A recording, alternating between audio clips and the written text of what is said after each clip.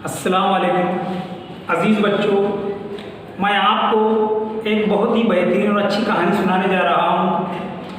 उम्मीद करता हूँ कि आप बगौर सुनेंगे।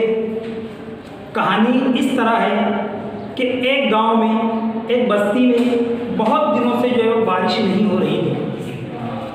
किसान परेशान थे, लोग फिक्रमंद थे कि अगर बारिश ना हुई तो फसल ना होगी, फसल ना हुई तो फाकों की नौबत तक आ जाएगी। इसीलिए बस्ती के कुछ लोगों ने तय किया कि बाहर जाकर अल्लाह ताला से दुआ की जाए ताकि अल्लाह ताला हमारी मजबूरी दुआ को सुने। लोग बाहर जाने लगे।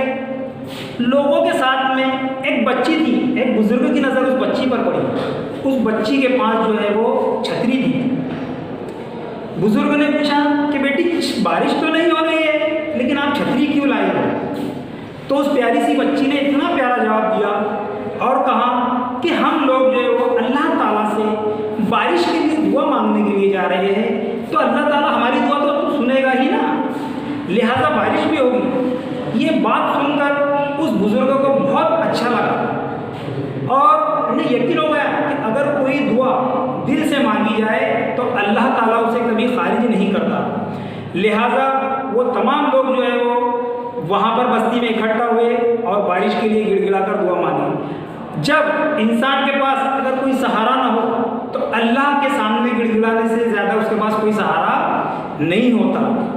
प्यारे बच्चों, आज हम मुनाजात, ये नज़्म मुनाजात उसे कहा जाता है कि हमदो सना के बाद में, खुदा की हमदो सना के बाद में जो नज़्म कही जाए उसे मुनाजात कहते हैं और उसके अंदर जो है वो गिड़गिड़ाकर दुआ मांगी जाती है। तो आज हम जो है वो मुनाजात से मुताल्लिक़ मालूमात हासिल करेंगे।